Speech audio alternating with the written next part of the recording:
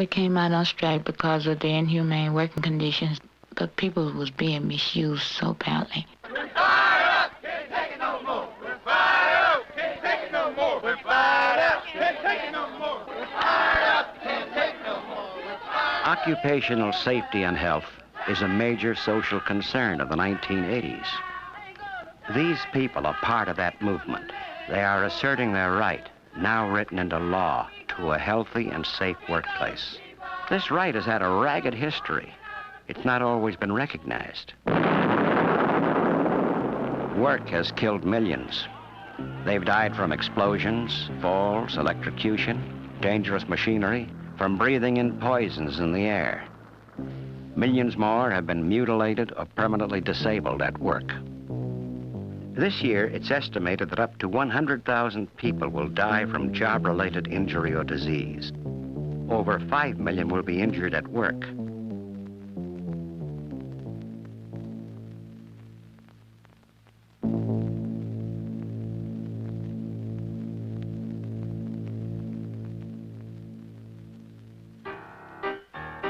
Following the Civil War, the American economy was expanding rapidly.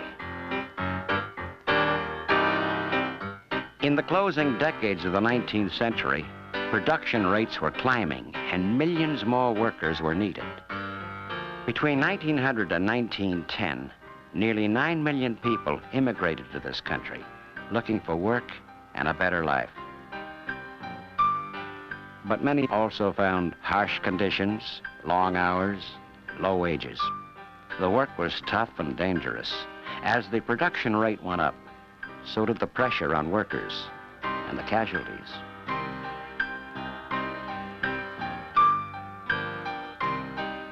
Railway workers had one of the most dangerous jobs. Nearly 15,000 were killed between 1902 and 1908. Mining accidents were frequent. 4,700 died building the Panama Canal. In a single Pennsylvania county, 526 workers were killed in 1 year. There were few government rules covering safety and health, and workers had few rights. There was no legal protection for unions. When workers did organize against these harsh conditions, their strikes were usually broken by the company, sometimes with the aid of hired police or government troops. Outraged journalists and social reformers began to support workers' efforts to organize. Photographer Lewis Hine exposed the horrors of child labor. Novelist Upton Sinclair, in his classic work, The Jungle, described the brutal lives of Chicago's stockyard workers. He said, "I wish to frighten the country by a picture of what its industrial masters are doing to their victims." Exposés like these finally led the government to create the first agencies to protect workers. Woodrow Wilson won labor support by agreeing to improve safety in the workplace. In 1913, the Department of Labor was established. Pressure for change was often finally effective only after a major tragedy. After 361 men died in the Monongah mine disaster of 1907, the Bureau of Mines was set up to supervise mine safety. Gradually, industry began to regulate itself in what is known as the voluntary safety movement. The National Safety Council, founded in 1913, set voluntary guidelines for safety engineering and better working practices.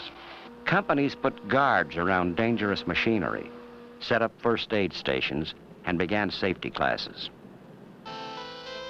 But safety education stressed that most accidents were the workers' own fault. This film, made by the National Association of Manufacturers in 1911, was one of many that singled out workers' carelessness as a cause of disaster.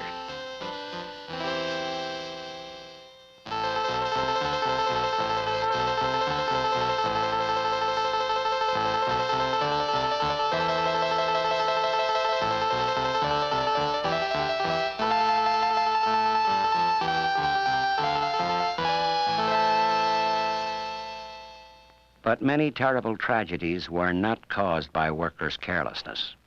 The same year that film was made, a fire burned the Triangle Shirtwaist Factory in New York. Because many of the exits were locked, 146 people, mostly young immigrant women, died. Again, it was only after the tragedy that the first permanent commission to inspect factory safety was set up in New York. During the same time, industry helped establish a system to compensate workers for accidents. While this workman's compensation system gave employees a measure of financial security for the first time, it took away their right to sue the company for damages. The amount of compensation was limited, and workers were not represented on the boards that decided claims. But this growing concern for workplace safety had some noticeable results, and accident and death rates fell. In fact, many industrialists thought the safety problem was solved. This safety film ended with an idealized picture of a steelworker's life.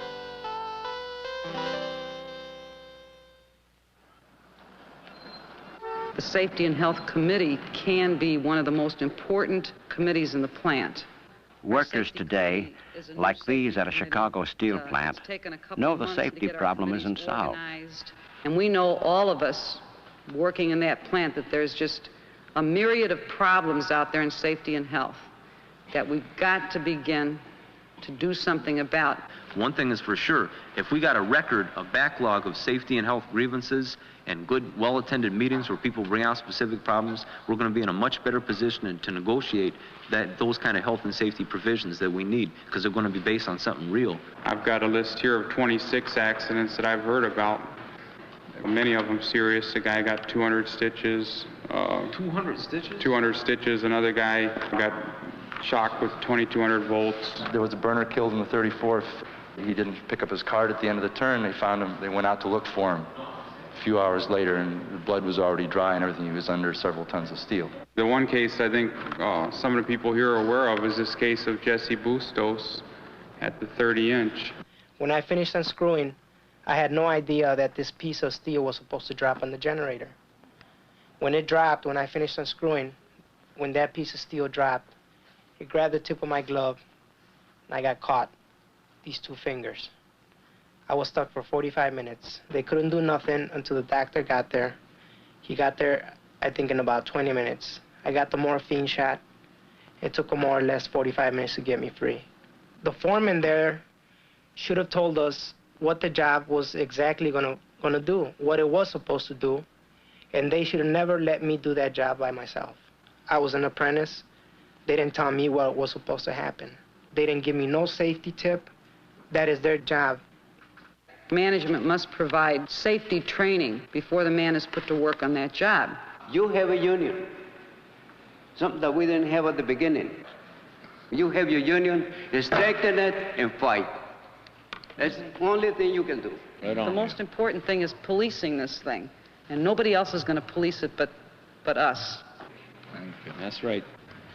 Like workers today, workers in the past faced not only sudden death or injury from accidents, but slow death from fumes, dusts, and poisonous gases. Doctors were slow to investigate these industrial poisons and the diseases that could result from them. The first major American study was not until 1910, when a young doctor, Alice Hamilton, investigated the effects of lead poisoning. There were further government studies into health hazards, but few industries applied their findings, and workers' health was virtually ignored by industry until the 1960s. Okay, what we're going to do now is a test that tells Bob Samuel has silicosis, resulting from 28 years exposure to silica dust. I started working in 51 as a labor, and then I went to chipping.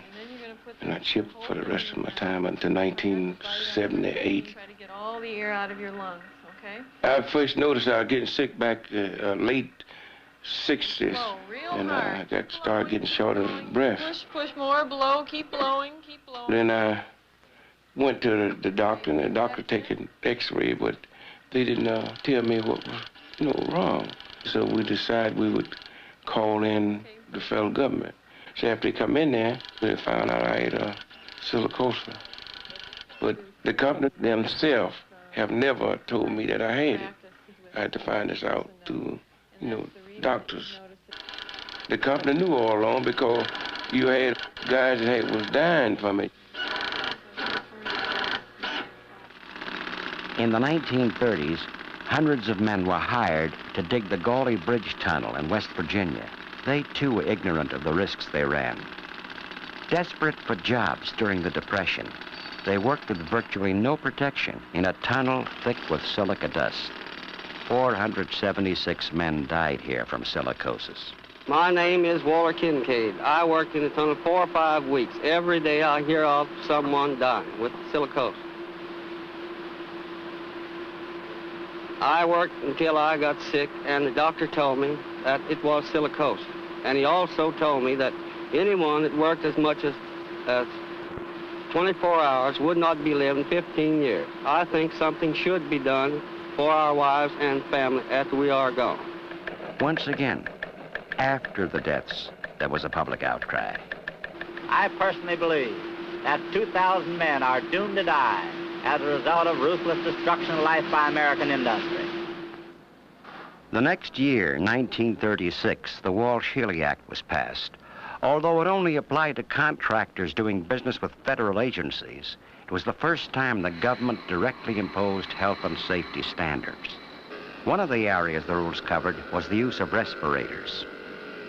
The respirator is one of the oldest protective devices in history, and for years, workers' health continued to depend on respirators alone to keep poisonous dusts and fumes out of their lungs. But respirators often don't fit properly. They leak or simply don't filter out enough of the poisons. Today, government strongly favors cleaning the air in factories through ventilation and other devices. But through the 1930s and 40s, industry continued to rely on ever more elaborate respirators.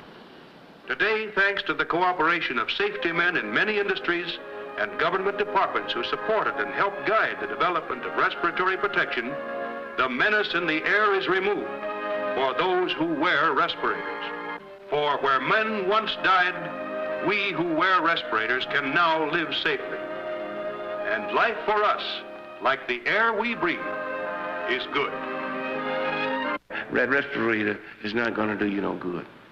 I wore it for 28 years, and it didn't do me no good. My lungs is filled with that dust. I can walk about maybe block and a half. That's about the best I can do. It's pretty rough when you're trying to go up a flight of steps when you used to run up there, and I can't do that now. And a lot of nights I get up. I have to get up all through the night and be coughing. I still spit up that dust, and it's still all in the pores of my skin. Can't get clean. You don't know tomorrow, next week, next year, you might go. You just can't sit and think about it, but you just have to go ahead on out and try to, enjoy yourself. Do the thing that try to do the thing you've been doing, but don't worry about it. Made my wife sit down and talk, told her once never it'd come, it just come. I just try to do the best I can. A lot of lonely nights, you can't sleep. You know you just dying day by day.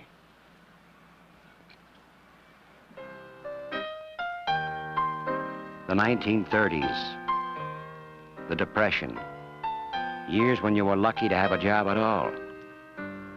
But Franklin Delano Roosevelt began New Deal legislation to help people during the Depression. He introduced jobs for the unemployed, Social Security, a minimum wage, and the 40-hour work week. Although most of these laws did not directly affect safety and health, they permanently raised the level of government concern about working conditions. The National Labor Relations Act made it a legal right to unionize. And in the 1930s, industrial unions organized and sought the right to represent all workers in an industry. In the automobile industry, for example, the United Auto Workers struck at Flint, Toledo, and Detroit, and won the right to collective bargaining. labor was emerging as a powerful force that would be better prepared to deal with later health and safety issues. Then came the war. Health and safety on the job suddenly became an important issue, largely because preventing accidents meant saving work days for the war effort. Save a day to keep them rolling. Save a day to keep them flying. Save a day that Americans of tomorrow may live in a land of peace, in a land where freedom reigns.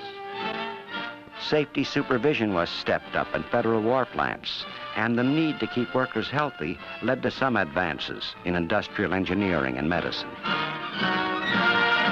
The Public Health Service laid down its first standards, setting maximum levels for dangerous air pollutants at work. But these first standards were often far too lenient to clean the air effectively, and they could only be enforced in plants with federal contracts. For the rest of industry, they were only voluntary guidelines, so many workers' health still depended on the goodwill of the company.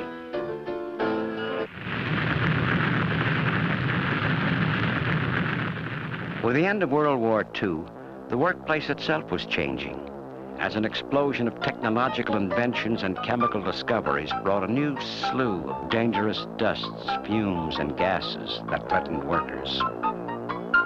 Workers usually did not know what they were handling, or whether these synthetics might cause cancer years later. But in the 1950s, research into the health effects of these chemicals was minimal. It was not until the 1960s that a new revolution in occupational safety and health began, supported by two parallel political movements. The environmental movement began to question the long-term effects of chemicals on our health, and the civil rights movement made people more aware of the rights of each individual. These movements created a climate of reform which encouraged other groups, including workers, to demand more control over their lives, including their safety and health. We're going to help shape a better future for the working people of this country and for their families. We are pledged to bring safety to the workbench and to bring safety to the job site. Labor leaders worked with the Johnson administration to propose a new government agency to enforce health and safety rules. This year, I asked the Congress for a workers' safety bill to protect you. But once again, the law was not passed until after a major disaster, when 78 miners were killed at Farmington, West Virginia in 1968. I think all of us have been at fault in not taking aggressive action to preserve 20th century safety and health standards for the workers. Now there's a revolt in the mines, and the workers are going to get the kind of conditions that they deserve and should have had. Within 1 year, the Federal Coal Mine Health and Safety Act was passed. And in 1970, Congress passed the Occupational Safety and Health Act. This confirmed in law the right to a healthy and safe workplace and established the Occupational Safety and Health Administration, or OSHA. The Act says that employers have the primary responsibility for providing a safe and healthy workplace. OSHA is responsible for making safety rules and enforcing them. Workers have a right to talk to their supervisors, their union, or OSHA, about safety and health problems. Jim Belrose suffers from failing eyesight and severe skin discoloration. These job-related problems affected both him and his father, who worked at the same plant. I worked 24 years in the plant. They made silver nitrate. I take silver bullion and turn it into a liquid form. Then we would put heat under it. As it started reacting, you'd get yellow poisonous fumes off it. When they weighed silver crystals up, there used to be a real strong dust that came off of them. That there helped turn the skin dark. My father worked there for a while. His eyes discolored when he was there. His complexion was dark too. He was a real old-fashioned type person. As long as you got a job, you just do it, shut your mouth, and get your pay at the end of the week. And if it hurts your body, it hurts your body. Don't worry about it, you know. And it's the same with a lot of the older guys. They wouldn't ever say anything. But I think one of the things, too, that they were always told it was never harmful. Unlike his father, Jim was skeptical. He and his co-workers called in medical investigators from Mount Sinai School of Medicine and asked management to make changes. We were told if we didn't like the way they operated, that we could go for a walk. And that's what started the whole thing. And so our walking was right to OSHA. First day they were there, they found 52 violations in 10 minutes. The 4 or 5 guys that really started the whole thing, you know, they were afraid of losing their jobs, but they came to the point where it was a difference between your health or the job. So we took a choice of our health. I was afraid he was going to lose his job, you know, because they said, well, you know, if you don't like it, you don't like the way I run the company, leave, you know. And we had 4 little kids at that time, you know, smaller children. And I wasn't working, so I thought, oh my goodness, here we go. You know, so yeah, I was for him, you know, because I know that he didn't feel good a lot, and like our family life wasn't what it should have been because of it. I sued for our eyes, and we fought the case. Just a little while ago, I got my final settlement. They didn't want to pay it because they said that it was just a hazardous occupation, and those things just came natural, I guess. People shouldn't have to endanger their lives just for the pleasures of other people. Get OSHA in there, make an effort. Today, there are 20,000 chemicals in the workplace that are suspected of being toxic. About 1/5 of all cancer cases are associated with exposure to chemicals on the job, and OSHA is working to reduce these dangers by setting more comprehensive rules. In addition to OSHA's presence, the unions are spending more time and money on safety training and devoting more contract language to health and safety. Workers are demanding the right to see their own medical records, to be told the names and properties of the chemicals they work with, to know the level of risks they take on with the job. We have been trying to get the company to give medical examinations for over 2 years. And so far, they haven't complied with any of OSHA's orders. OSHA had ordered the company to give comprehensive medical examinations to its workers, some handling the toxic chemical DES. DES is a female hormone that can cause sexual malformation. The people at that time were working without respirators, and if they used respirators, they were dirty, they weren't clean, they had no training program. People were very ill. Some of the guys grew breasts. All I did was mix these little packets of pure DS into some liquid, and I was exposed to this, and my breasts enlarged and itched, and I had a lot of trouble. And I was becoming impotent. He got the contamination so terribly bad that he finally had to have surgery. And they had to cut him. They had to open him up breast to breast. My life now is just, I got a divorce in 1976. My ex-wife got married again because she didn't think I was good. I don't know what the story was, but anyway, that's what happened. The big wheels of the company, they didn't care if you had to go get an operation or anything. They just figured, what the heck? It's them, not me. They're doing the right thing by being on strike. They'll probably shut the place down, but it's probably the best thing for all people ever going to work there again. The reason why I took the DS job in the first place because it was more money. And right at that time, I was in the process of getting married. And I thought it'd be better for me and my wife if we had more income coming in. I was hoping that I wouldn't be one of the ones that would get it, but I did. Over the years, American workers have won the right to organize unions and the right to have safe and healthy workplaces. Sometimes these two rights are exercised together. In Mississippi, Gloria Jordan is trying to organize her chicken processing plant. And one of the main issues is what she knows to be harsh and dangerous working conditions. If you're looking for a job or want a better job, then listen to this message from... The dangerous job is cutting on the saw. These saws was placed right in front of the ice house, and they would keep the ice door open. So the people's hands would get so cold, they weren't able to know if they was cutting the chickens or cutting their hands. Permanent job opportunities for processing plant workers. By several men got 3 or 4 fingers cut off. Excellent pay scale, life and hospitalization. Girl got one of her breasts cut off. Paid holidays and paid vacation. You only had 3 times a week to go to the bathroom. If you couldn't do what you had to do in your clothes, then you would be suspended. You could break out in, we call it chicken rash. And it looks like chicken pox all over your body.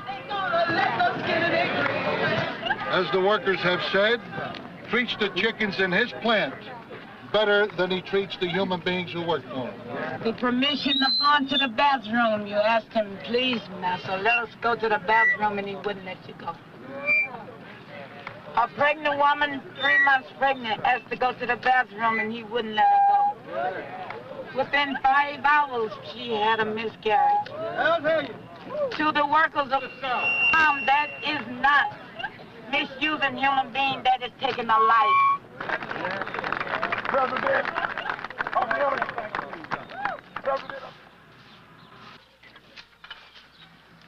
We are very sure that this is the right thing that we're doing, striking and making it better for our children, because we have already won. We've never been so free in our lives.